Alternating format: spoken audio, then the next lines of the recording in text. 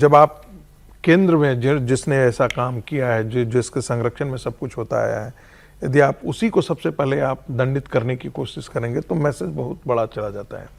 और तब जितने भी अपराधी हैं टीएमसी के, उस समय के जितने गुंडे हैं जो टीएमसी राज के अंदर जो है जो कुछ मन में आता था वो सब कर डालते थे, बम फोड़ने से, तस्करी से लेकर के सारी काम कर डालते थे, उनमें वो डर पैदा होगा। अब वो रास्ता ढूंढेंगे कैसा?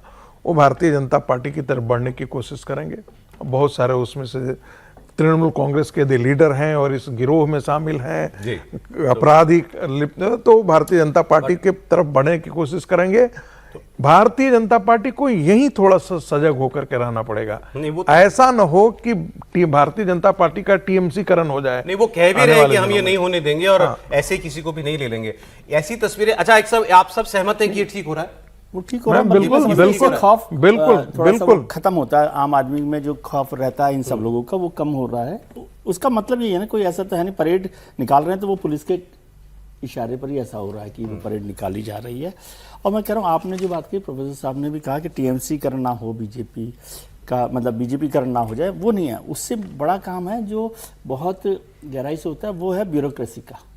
जो अभी बात हो रही है ना, ब्यूरोक्रेसी में जो लोग ये सब कर रहे थे, चाहे वो पुलिस ऑफिसर्स हों चाहे सरकार में बैठे लोग, वो बहुत जल्दी सिमर करके दूसरी तरफ आ जाते हैं।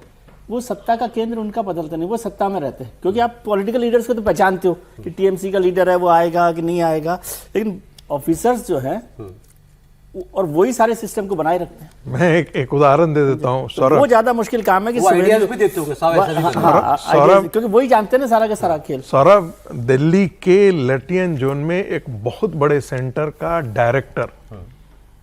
डायरेक्टर मैं सोच रहे हैं बहुत बड़े पद पर, वो आदमी मुझसे पूछता है कि क्या ये मोदी सरकार टिकी रह पाएगी या नहीं है। सरकार कब बनी थी? मई में बनी थी ना, और वो जुलाई में हमसे पूछ रहा है। यानी कि तब तक उस आदमी को भरोसा है। और हमने क्या किया है, हम उसको 1.25 साल से डायरेक्टर बना करके रखे हुए थे।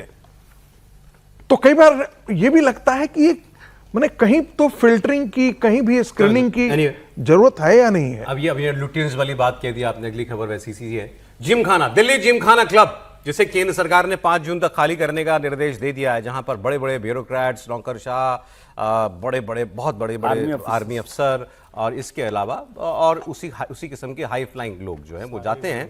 अब इसका जो है हाईकोर्ट में मामला जो है ये आज लेके गया था हाईकोर्ट में जाकर के सरकार ने जो है आज केंद्र सरकार ने दिल्ली हाईकोर्ट में साफ कर दिया है कि उसका 5 जून को बल्कि जिमखाना क्लब पर कब्जा करने का कोई अधिकार नहीं है, मतलब इरादा नहीं है। वो मतलब एविक्शन नोटिस है, वो कह रहे हैं 5 जून तक हम इसको इंप्लीमेंट कर देंगे, जरूरी नहीं है।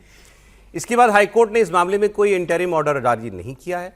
आज इस मामले पर दिल्ली हाईकोर्ट में सुनवाई हुई थी, जिसमें जिमखाना क्लब की तरफ से कपिल सिब्बल भी आ गए। इसमें कल तक अभिषेक मनु सिंघवी भी थे। कपिल सिब्बल से पूछा गया भाई आप कैसे, तो उन्होंने कहा मैं ही मेंबर हूँ। वही मेंबर होंगे, वो भी बड़े वकील हैं दुनिया भारत के। और केंद्र सरकार की तरफ से सॉलिसिटर जनरल तुषार मेहता जो हैं वो यहाँ पेश हुए थे।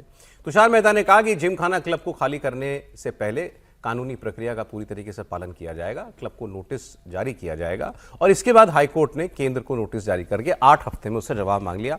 मैं तो इसका मतलब यही समझा, बाकी समीर जी बताएंगे। भाई 8 हफ्ते तक तो अब सरकार अब कुछ नहीं होगा। बिल्कुल, मामला कोर्ट में है तो सरकार का तो कोर्ट के दिशा निर्देश। बहुत लोग कह रहे हैं कि ये खाली नहीं होगा।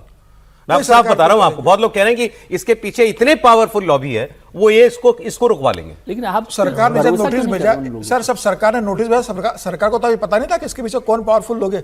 सरकार को पता था कि इसके पीछे कौन कौन यहाँ के कौन मेंबर है, लेकिन सरकार ने तय कर लिया है कि इसको खाली करवाना है और उसी आधार भेजा है कि आप 48 करोड़ का ग्राउंड आपका जो जमीन का रेंट है 48 रुपए बकाया हो गया, आप दे नहीं रहे हो, 48 करोड़ रुपए आपके ऊपर ड्यू हो गया है और तमाम तरीके की अनियमितता पाई गई। 42% तो आपका जो कौन से मेंबर है उनका डिजिटल रिकॉर्ड भी नहीं है आपका मेंबर का। और जिस तरीके से वहां मनमानी चल रही थी, करप्शन था वहां पर, जिस तरीके से पैसों की हेराफेरी चली वहां पर, भाई भतीजावाद चल रहा है, परिवारवाद वहां सदस्यों को लेकर चल रहा था। और मेंबरशिप का इन्होंने सिस्टम बना के रखा था 40-40 और 20 का रेशो। 40% ब्यूरोक्रेट्स के लिए था, 40% सेना के लोगों के लिए था और 20% आम लोगों के लिए था। और साल में सिर्फ 100 लोगों को मेंबरशिप देते थे। और अगर किसी के परिवार का कोई मेंबर हो, आम पॉलिटिशियन पावरफुल ऐसे कह रहे हैं आप? बिल्कुल क्योंकि आम लोगों को कहाँ वहां मिलती है नौकरी? आम भी हापुस के भी होते हैं उसमें सर, भी आप और ये उसमें भी क्या था, तोतापुरी आम और पे उनका भी नाम इसलिए मैं कट जाता थोड़ा था सा- कि अगर किसी परिवार का कोई सदस्य मेंबर है तो उसके बेटे को पहले प्राथमिकता मिलती नहीं थी। मैंने तो सर ये भी पढ़ा है नहीं, कि आप नहीं, लोग एक सर मिनट। बस एक मिनट ये भी पढ़ा मैंने एक जगह पर कि अगर कोई नया मेंबर लाना है हमारे क्लब में, क्लास का है कि नहीं, हमारे स्टेटस का है कि नहीं उसकी देखते थे। पेशी होती थी। हाँ, हमारे स्टेटस का है नहीं देखने के लिए।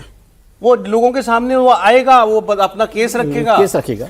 तब जाके उसको सर एंट्री ये तो मिलेगी। बहुत सारे क्लब्स में होता है वैसे। आप देखिए बड़े कह रहे हैं क्लब कि जो हैं, 40% ब्यूरोक्रेट और 40% डिफेंस के लोग, 20% में बाकी आम लोग। आम लोग मत सर, वो बोलिए भी सर, आम ये आप नहीं बहुत है। कंफ्यूजन हम पैदा सुनिए कर तो रहे हैं। सुन लीजिए आम लोग कपिल सिब्बल उस आम लोग में है सर, हाँ तो वही वो ब्यूरोक्रेट्स नहीं है। वो वो 20% defense नहीं है, नहीं है। कपिल सिब्बल जैसे आम है। राहुल गांधी आम लोग हैं, हाँ अब ठीक है। वो ब्यूरोक्रेट नहीं है, वो डिफेंस नहीं है। अभिषेक मनु सिंह भी हैं वहां पर, बड़े बड़े लोगों के बारे में हम सुना करते थे, हम भी 2-4 बार गए हैं कहीं आप से। भी उन्हीं आम लोगों में से हैं। नहीं, मैं तो ये कह रहा हूं कि नहीं ये हमारे जैसे गरीब लोग हैं, ये दूसरों की मेंबरशिप पे जाते हैं। हमारे जैसे लोग दूसरों की गरीब ढूंढते हैं पहले कि कहाँ कौन मेंबर है, जरा सा बताए, थोड़ा हमारे लिए भी रास्ता वहां पर खाली कर दें।